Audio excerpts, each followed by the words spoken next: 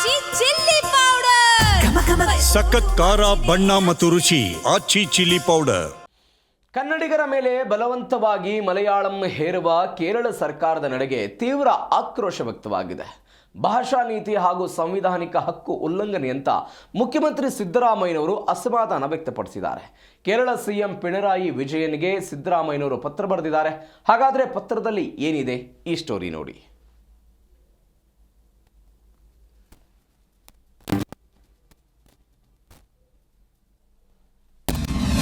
ಮಲಯಾಳಂ ಹೇರಿಕೆ ನಡೆಗೆ ಸಿದ್ದರಾಮಯ್ಯ ಗರಂ.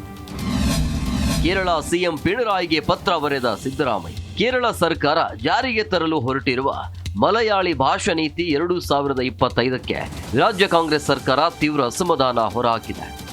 ಪ್ರಸ್ತಾಪಿತ ಮಸೂದೆ 2 ರಾಜ್ಯಗಳ ಬಾಂಧವ್ಯಕ್ಕೆ ಧಕ್ಕೆಯಾಗಲಿದೆ ಅಂತ ಎಚ್ಚರಿಸಿದೆ.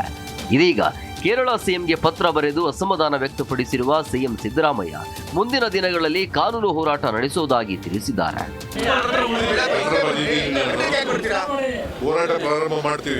ಸಂವಿಧಾನದ 25/30ನೇ ಪರಿಚ್ಛೇದಗಳ ಸ್ಪಷ್ಟ ಉಲ್ಲಂಘನೆ ಮಾಡಿದ್ದಾರೆ ಅಂತ ಖಾರವಾಗಿಯೇ ಗುಡುಗಿದ್ದಾರೆ.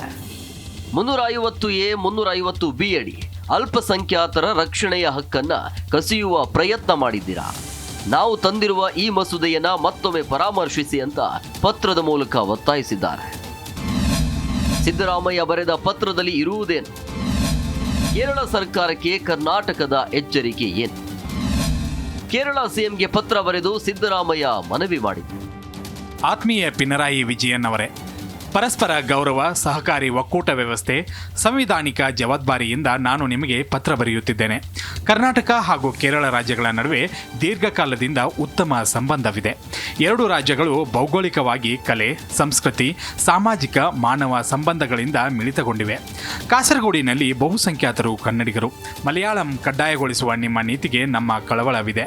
ನಮ್ಮ ದೇಶದಲ್ಲಿ ಭಾಷೆ ಗೌರವ, ಸಹಬಾಳ್ವೆಯ ಮೂಲಕ ಪ್ರವರ್ಧಮಾನಕ್ಕೆ ಬಂದಿವೆ. ಕನ್ನಡ, ಮಲಯಾಳಂ, ತುಳು, ಬ್ಯಾರಿ ಭಾಷೆಗಳು ತಲಾಂತರಗಳಿಂದ ಅಲ್ಲಿ ರೂಢಿಗೆ ಬಂದಿವೆ. ದೈನಂದಿನ ಜೀವನದಲ್ಲಿ ಹಾಸುಹೊಕ್ಕಾಗಿವೆ. ಭಾಷೆ ಕೇವಲ ಶೈಕ್ಷಣಿಕ ಆಯ್ಕೆಯಲ್ಲ, ಬದಲಾಗಿ ಅದು ತನ್ನ ಐಡೆಂಟಿಟಿ, ಘನತೆಯನ್ನ ಪ್ರತಿಪಾದಿಸುತ್ತದೆ. ಕಲಂ 350B ವಿಧಿ ಭಾಷಾ ಹಿತಾಸಕ್ತಿಗಳನ್ನು ರಕ್ಷಿಸುತ್ತದೆ. ಹಾಗಾಗಿ ಇನ್ನೊಬ್ಬರ ಮೇಲೆ ಬಲವಂತದ ಭಾಷೆ ಹೇರಿಕೆ ಸರಿಯಲ್ಲ. ಕೂಡಲೇ ನಿಮ್ಮ ನೀತಿಯನ್ನ ಮತ್ತೊಮ್ಮೆ ಪರಾಮರ್ಶಿಸಿ. ಮಸೂದೆ ಅಂಗೀಕಾರವಾದರೆ ಸಂವಿಧಾನದ ಉಲ್ಲಂಘನೆಯಾಗುತ್ತದೆ. ಮಲಯಾಳಂ ಭಾಷಾ ನೀತಿಗೆ ಪ್ರತಿಪಕ್ಷಗಳ ಖಂಡನೆ. ಅವಕಾಶ ನೀಡದಂತೆ ಸರ್ಕಾರಕ್ಕೆ ಬಿಜೆಪಿ ಸಲಹೆ. ಇನ್ನು ಕೇರಳದ ನಿರ್ಧಾರಕ್ಕೆ ಪ್ರತಿಪಕ್ಷ ಬಿಜೆಪಿ ಹಾಗೂ ಜೆಡಿಎಸ್ ನಾಯಕರು ವಿರೋಧ ಹೊರಹಾಕಿದ್ದಾರೆ. ಕೇರಳ ಕಮ್ಯುನಿಸ್ಟ್ ಸರ್ಕಾರ ಒತ್ತಾಯ ಪೂರ್ವಕ ಮಲಯಾಳಂ ಏರಿಕೆ ಮಾಡೋದು ಸರಿಯಲ್ಲ, ಇದನ್ನು ನಾವು ಬಲವಾಗಿ ಖಂಡಿಸ್ತೇವೆ ಅಂತ ಬಿಜೆಪಿ ಆಕ್ರೋಶವನ್ನು ವ್ಯಕ್ತಪಡಿಸಿದೆ. ಇದು ಸಿದ್ದರಾಮಯ್ಯನವರ ಬ್ರದರ್ಸ್ ಮಾಡಿರೋದು. ಸಿದ್ದರಾಮಯ್ಯ, DK ಶಿವಕುಮಾರ್ ಅವರ ಬ್ರದರ್ಸ್. ಯಾಕಂದರೆ ಕೇರಳ ಅದು ಯಾವುದು INDA